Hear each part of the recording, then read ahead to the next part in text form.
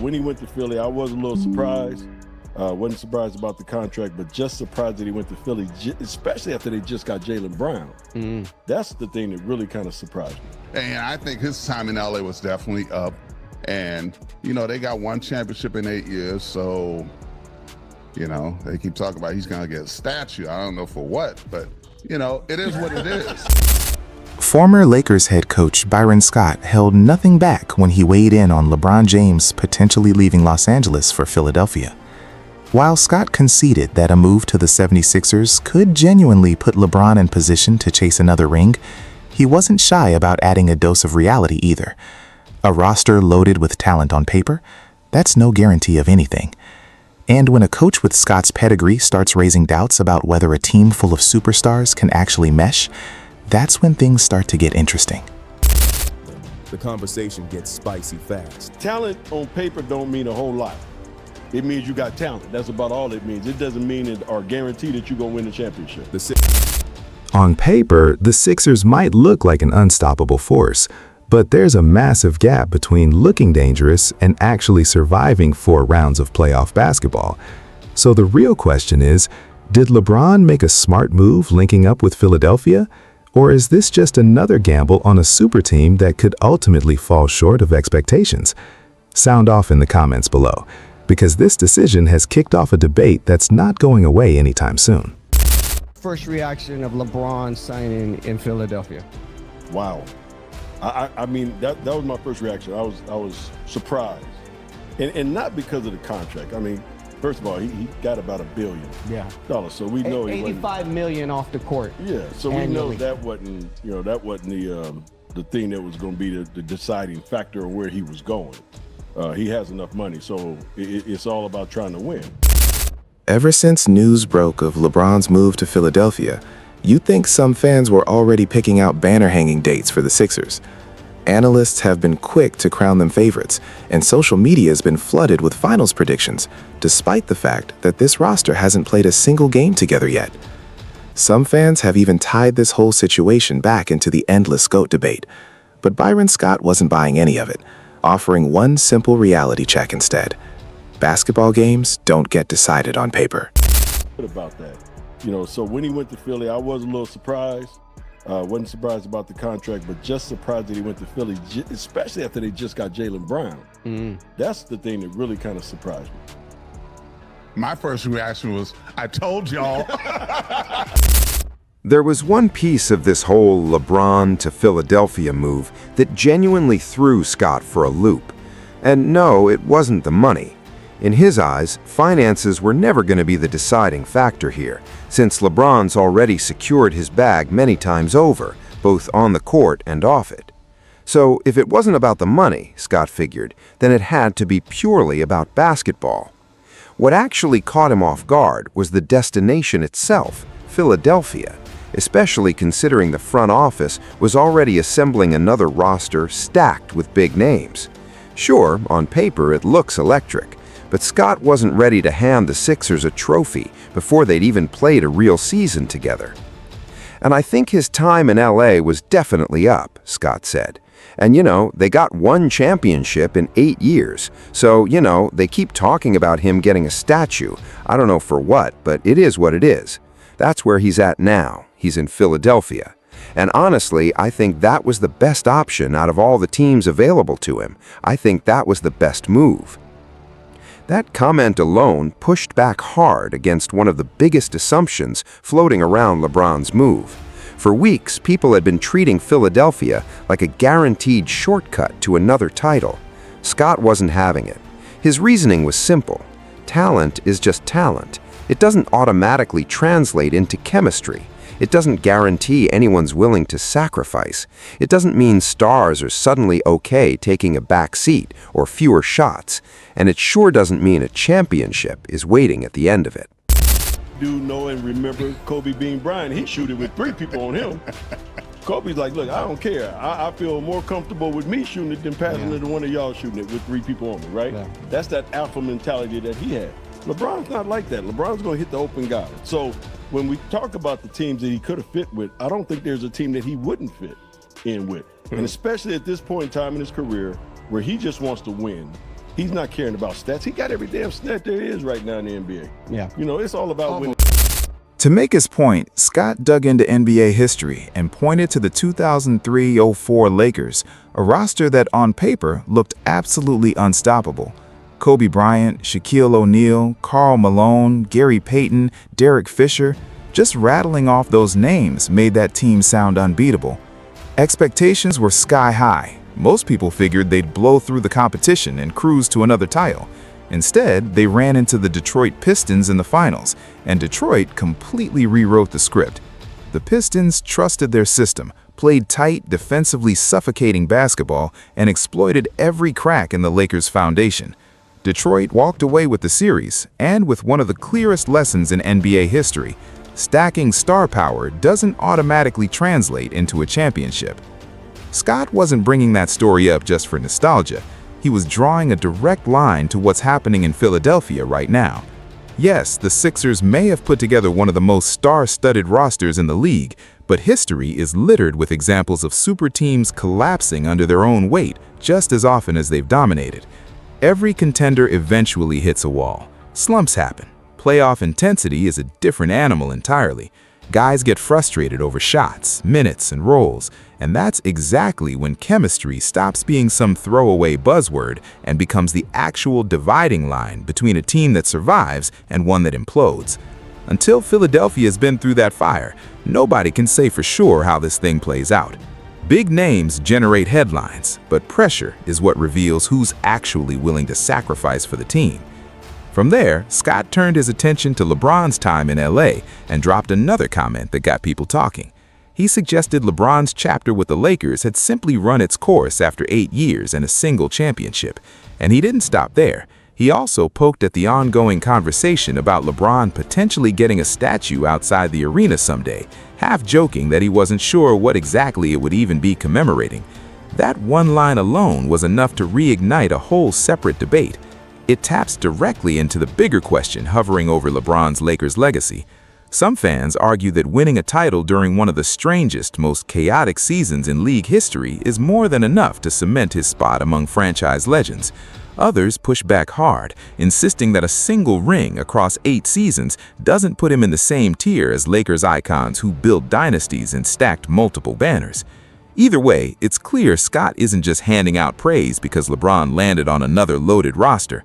Philadelphia's got the star power, the name recognition, and the sky-high expectations.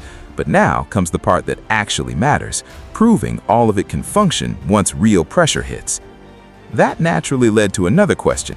Was Philadelphia even LeBron's best option? Reports had floated other possible destinations: Golden State, Miami, Cleveland. But Scott didn't seem to think any of them offered a better setup. Golden State came with its own red flags. Scott questioned whether the Warriors' aging core could realistically hold up over a full season and make a genuine title push. A recognizable name only carries so much weight against younger, deeper teams in a stacked Western Conference. Miami raised a completely different concern. Scott wondered how the front court spacing would even work with LeBron in the mix. Too many players wanting to operate in the same area of the floor can turn a dangerous offense into a cramped and efficient one fast. And then there was Cleveland, a place LeBron's already returned to once. Scott didn't buy a third stint held much appeal for him, which made Philadelphia look the more sensible choice out of everything on the table. But here's where Scott gave LeBron real credit. He argued LeBron could probably thrive almost anywhere, because one of his greatest gifts has always been elevating the players around him. Throughout his career, LeBron has actually caught criticism for making what most coaches would call the correct basketball decision. If a teammate's wide open and he's got multiple defenders draped on him, he'll make the extra pass rather than force up some contested hero ball shot. Scott sees that as one of the defining traits of LeBron's game. While plenty of legendary scorers built their reputation on wanting the ball in their hands no matter how tough the look, LeBron has consistently shown he trusts the pass when the defense gives it to him. Naturally, that opens up one of the oldest debates surrounding his career. Critics argue that deferring in clutch moments is proof he lacks the same killer instinct people associate with someone like Kobe or Jordan. LeBron's defenders see it the opposite way. If the defense collapses and sends help and a teammate standing wide open, making that pass isn't a lack of aggression, it's just smart basketball. And Scott clearly falls on that side of the argument. In his eyes, LeBron's unselfish tendencies get unfairly criticized simply because fans expect the game's biggest star to hoist every big shot, regardless of whether it's actually the smartest play. Still, even Scott wasn't pretending Philadelphia comes with any guarantees. Building a real championship-caliber team takes a lot more than assembling recognizable names. Chemistry, communication, accountability, sacrifice, all of that becomes just as critical once things get tense. You can't measure those qualities with a stat sheet. They're forged over months, through grueling practices, ugly losses, long road trips, disagreements, adjustments, and the moments where teammates either prove they trust each other or don't. And Philadelphia's got another complicated question staring them down. Who actually controls the offense when the game tightens? This isn't a roster where everyone walks in with a clearly defined role. Joel Embiid has spent years as the franchise's centerpiece. Tyrese Maxey has developed into one of the most explosive guards in the league. Jaylen Brown arrives as an elite scoring threat who expects the ball in his hands. And now you're adding LeBron James, arguably one of the most accomplished players the sport has ever produced. That's a lot of talent competing for touches. Sorting out the pecking order isn't as simple as just taking turns. Real title contenders eventually develop an identity, knowing instinctively when to attack, when to move the ball, and when to accept a quieter night. Sometimes that chemistry takes nearly a full season to click, and sometimes, no matter how much talent is on the roster, it just never comes together. During the regular season, sheer talent can paper over a lot of flaws. A star-studded roster can bulldoze weaker teams and make everything look effortless. But once the playoffs start, those hidden cracks tend to get exposed fast. Opposing coaches have time to study every tendency. They'll hunt for mismatches, force awkward switches, and push stars into situations they're not comfortable with. Suddenly, raw talent alone isn't enough, and trust between teammates becomes everything. That puts Philadelphia's coaching staff under a microscope from day one. Rotations have to make sense. Veterans might need to accept reduced roles. Young players still need room to develop while sharing the floor with established stars, and every single choice will be scrutinized. One bad loss turns into a headline. One frustrated reaction gets replayed endlessly. One disagreement can spiral into a national storyline. That kind of noise follows LeBron everywhere he goes. The expectations around him operate on an entirely different level. Fair or not, people aren't measuring him by point totals or career longevity.